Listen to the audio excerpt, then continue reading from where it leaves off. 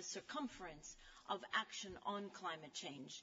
And that if you look just a little bit beyond what is happening right here in Durban, you see that there is a growing awareness, a growing realization that addressing climate change in an effective manner can help not just the global environment, but also the national environment with respect to growing opportunities, to alleviate poverty, to create jobs, to increase resilience. And this story is being told in many different ways last week and certainly this week. In order to highlight some of the very, very specific examples of how this momentum for change in a very positive sense is actually occurring, we are, as John has said, launching a Momentum for Change initiative tomorrow, to which you're all invited at 6:30, and we're very honored that that Momentum for Change initiative will be launched by His Excellency the President of South Africa and will be moderated by Sir Nicholas Stern, to whom I now turn to talk about that a little bit. Thank you very much, Madam President and Madam Executive Secretary, and thank you for the leadership that you're showing here and, of course, before we came to Durban. The numbers on climate change, if we're going to have a reasonable chance, at least 50-50, of holding to 2 degrees centigrade, are very clear. And it's also clear that they imply that if we're to achieve the reductions that we have to achieve to get to 2 degrees or deliver a decent chance of 2 degrees, those reductions have to be radical, and to achieve it means a new energy industrial revolution. We have to cut emissions over these next 40 years from around 50 billion tonnes CO2 equivalent today down to well below 20. We have to divide absolute numbers by 2.5. We hope that in the fight against poverty, we're going to see strong growth in the developing world, and growth and development for the 6 billion out of the 7 billion people who live in the developing world. If the world economy grows reasonably modestly by a factor of 3 in the next 40 years, it means cutting emissions per unit of output by 3 times 2.5. Now, I know you're journalists, but you can do arithmetic. That's 7 or 8. Divide emissions per unit of output by 7 or 8. That's a new energy industrial revolution by anybody's standards. Now, the good news is that it's beginning. It's beginning in the developing world. And the projects that we're going to talk about tomorrow will show on the ground the kinds of things that can be done, what this change of ways of doing things means. And we'll see through those examples, it's all about development. It's about rising living standards. It's about saving energy. It's about saving water. It's about empowerment of disadvantaged groups, particularly women. It's about mitigation as well as adaptation. This is a good, strong development story. There is no horse race between climate responsibility and development. If we fail on one, we fail on the other. The fight against poverty and the fight to manage climate change are inextricably intertwined, and that's what these projects will show. So that new energy industrial revolution is beginning, but it's only beginning. And the challenge, and that's what we'll be talking about tomorrow, as well as setting out the development story through these projects, the challenge is to take it to scale. The challenge is to move rapidly from these as examples to these as the norm. And that we believe we can do as a world. It means communities acting. It means private sector, whether it be the smallest family farm or the larger firm. It means the private sector having the competence and the finance to make the investments. And it means the governments and public sector around the world creating the environment, creating the incentive structures, creating the policies, creating the investment climate so that investment can take place. That's the way in which we'll move to scale, and the discussion that we hope to have tomorrow, and we hope you'll be there, is to see just how exciting this story is, but also in a sober way to see the challenges involved in moving to scale, and we have to recognize that that movement to scale, the movement from the example to the norm, has to be very quick. And that's what we'll be discussing tomorrow, how to tell that development story through these projects which are very real and very exciting, the low-carbon development story. And the examples will be mostly or majority from Africa, that's where we are, but they will cover all the East Asia, Latin America, South Asia, and so on, and they'll cover adaptation as well as mitigation. So we hope to see you all there. Every now and again, you might get a bit sort of bogged down and bored by article this and subsection that and square brackets and so on. Come and listen to the development story in action tomorrow.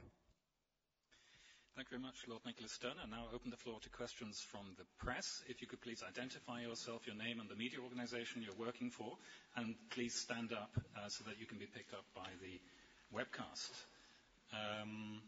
So, the gentleman in the front row, the BBC.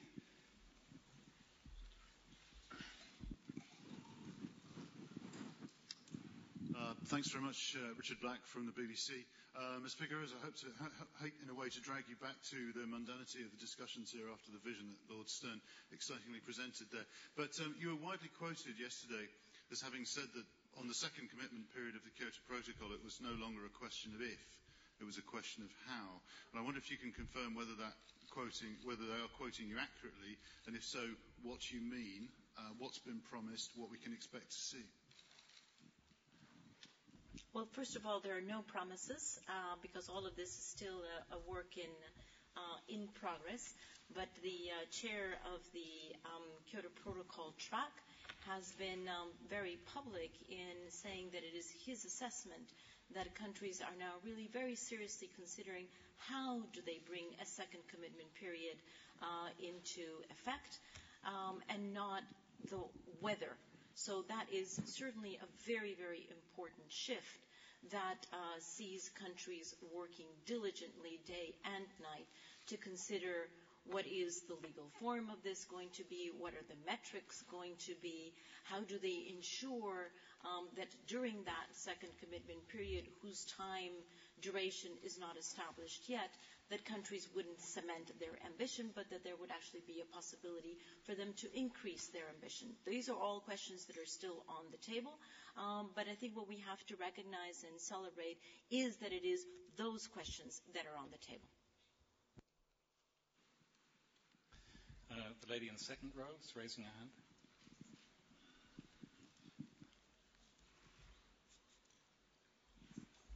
Hi, it's Katie Kushakshi from Carbon Finance. Kind of just a follow-up to that. It's good that you said it's a question of how they bring it into effect, not whether. But where does that leave countries like Canada, Japan, and Russia who've said they don't want a second commitment period? How can it proceed without, and obviously the US question as well, how can it proceed without these major parties contributing?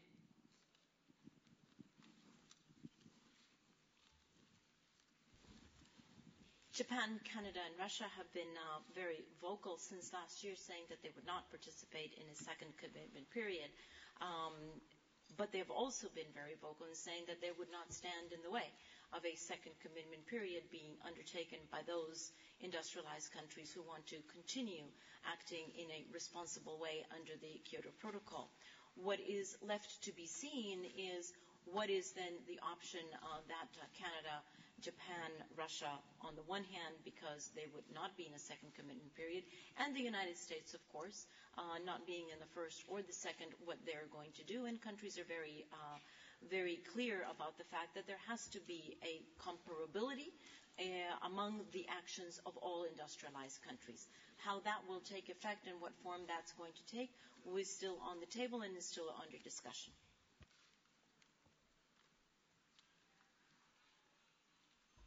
The lady in the third row. No?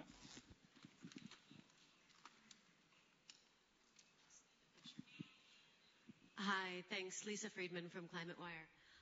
Minister Xi just laid out, again, China's 5 conditions for entering into a post-2020 legally binding agreement. I was wondering, Christiane, if you see anything new in what China's saying now and kind of what progress you're seeing toward an agreement on this here in Durban, toward a post-2020 deal? Thanks. Thanks. I think we view the statement made by China positively, because ministers have just started arriving today, and ministers are making statements based on the work that has been undertaken by their negotiators. I'm saying we are pleased because it means that negotiators have made progress. Negotiators did not sit back and wait for the ministers to tackle difficult issues. Now, ministers are responding to the progress made by their negotiators, because negotiators have been hard at work, supported or assisted by the chairs of the LCA and CAPE. What is pleasing is that we are beginning to see cards coming on the table on the very first day of the arrival of the ministers, so that ministers can start in all honesty dealing with the specific difficult political questions. And I think China here is beginning to answer the question of the how do we sign up on the second commitment period. No, this is not the end. It is China laying the cards on the table, and I'm sure other negotiators will also be laying their cards on the table, and real work then gets escalated. And that's what makes us hopeful that we are moving towards the right kind of direction. We are responding to the call made by the global citizenry.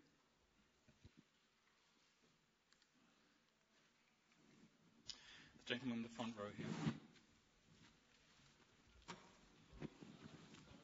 Please wait for the microphone. I'm from Southern Metropolis Daily, based in China. I have a question for Mr. President.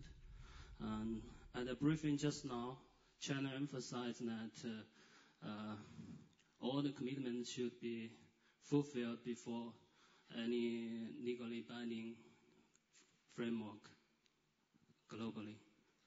What's your comment on this?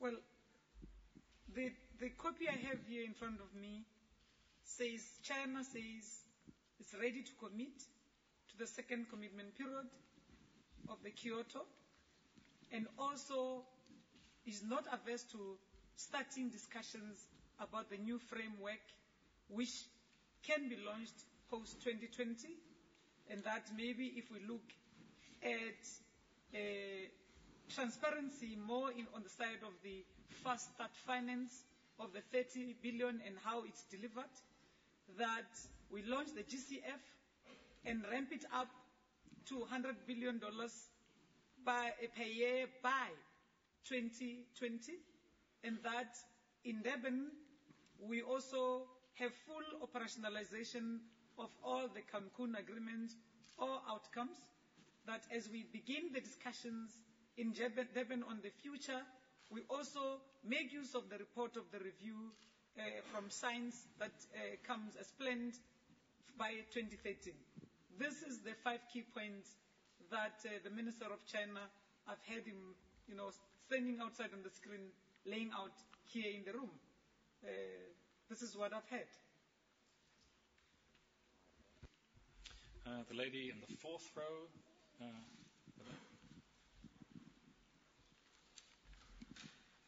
I'm Bhasha from Nai Dunia, India. My question is that Green Climate Fund is in fix. How do you think that 1 week has gone? In the next week, whether from the Durban something concrete comes for the developing countries on the account of Green Climate Fund? Well, Bhasha.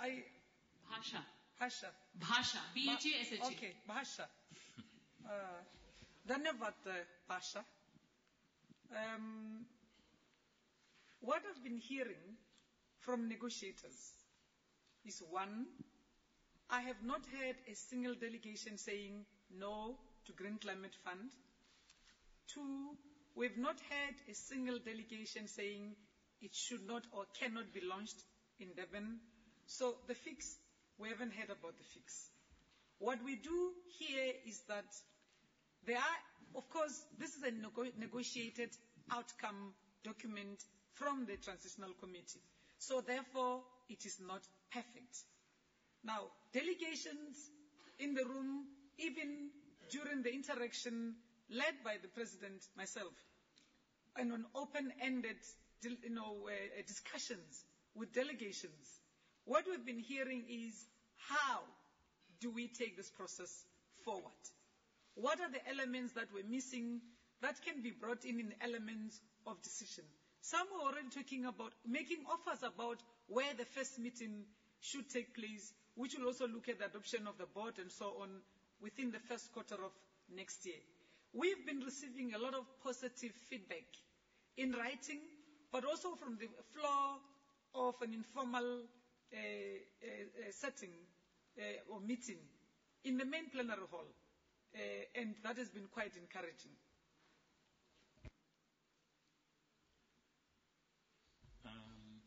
The lady in the third row of that, okay, thanks.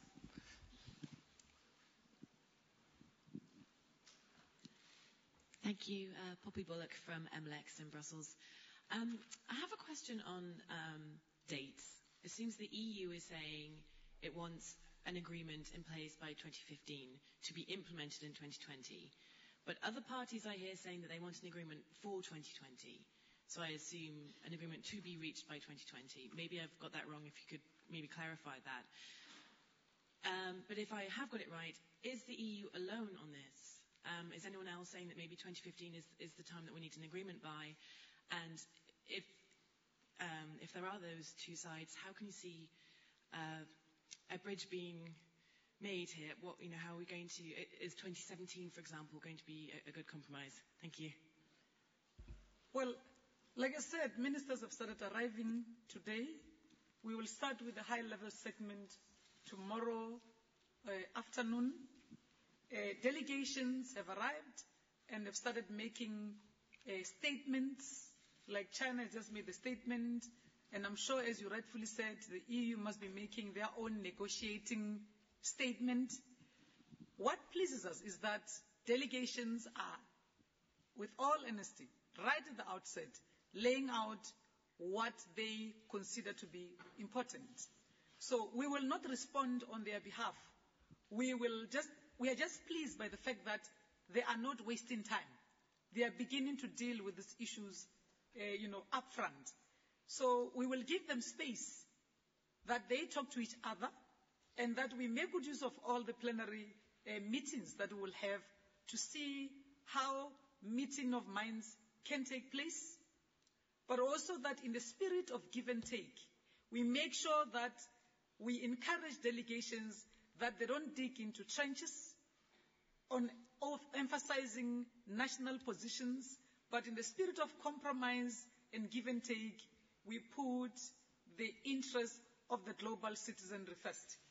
And like Christiane had said earlier on, we are now focusing on the how. And from both China's statement and from what you are saying about the European Union, we're beginning to talk about the hows, which is, I think, to me, that's quite positive as we move towards the high-level segment discussions. Thank you very much, President Mashabani. That's all we have time for. There have been questions about participation here. We have, meanwhile, 194 parties and observer states attending and 15,746 participants on the ground. Thank you very much for coming.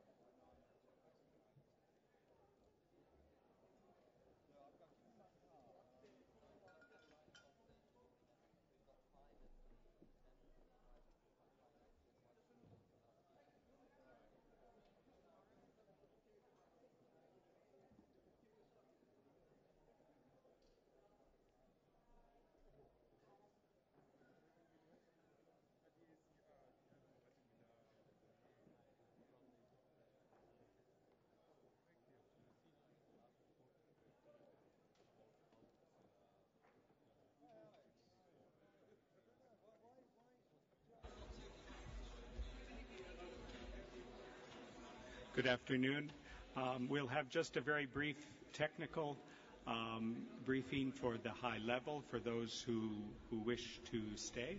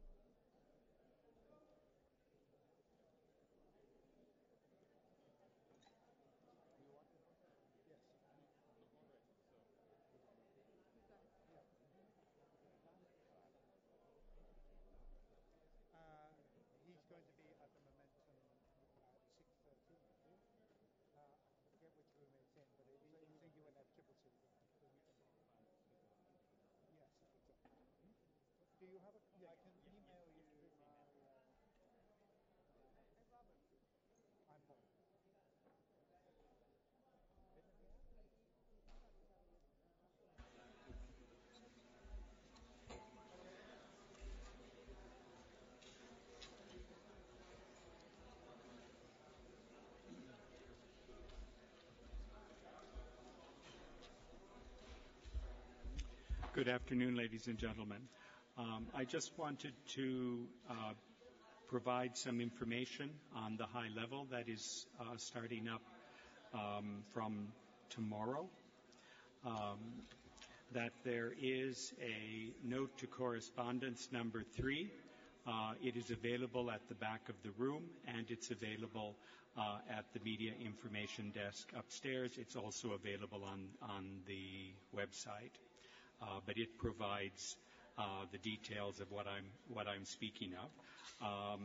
I'm Kevin Gross. I'm the media coordinator from the Climate Change Secretariat.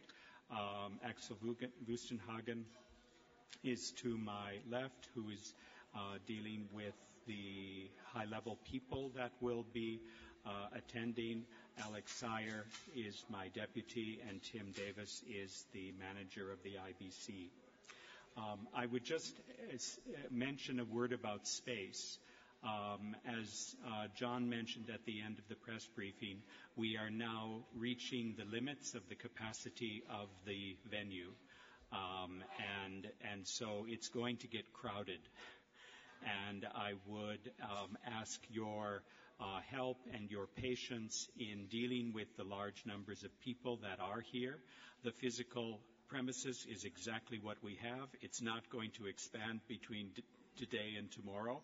The working areas are as they are. They're not going to change between today and tomorrow. So we're going to have to live together and work together for the next few days, and I would ask the cooperation of everyone to utilize the resources that they need, but when you don't need them, to free up space in the computer center. By the same token, for broadcasters who want to conduct interviews, to not do those immediately outside the doors of this room, but to find another space in the lobby area. There is physical space available, but we don't want in any way to create a situation in which somebody could be hurt or fall over or get hit with a tripod or something like that. So I would ask everyone's cooperation. On the other side of that, I'm very pleased that there is a very significant presence of media from all continents here, and I think that is a testimony to the need to communicate the messages here as widely as possible. To get just to the details, tomorrow afternoon at 3 is the opening ceremony of the high level. It is expected that it will include President Mashabane, the Secretary General Ban Ki-moon, the President of South Africa, Jacob Zuma, and the Executive Secretary, Christiana Figueres. For this event, we will have a restricted pool of 30 camera people, and Tim Davis is managing the requests for that. To note that for safety and security, it is limited to 30, so it may happen that not everybody who is applying would be able to get in. For the print media, we have 30 reserved seats in a space called Media Suites. And if you go to the opposite end of this building where the security offices are and take the escalator up and walk down a few meters between VV and WW, you will see a set of rooms called Media Suites. We have 30 seats there, and they are being raffled today. So if you take a photocopy of your press badge, pop it into the raffle box.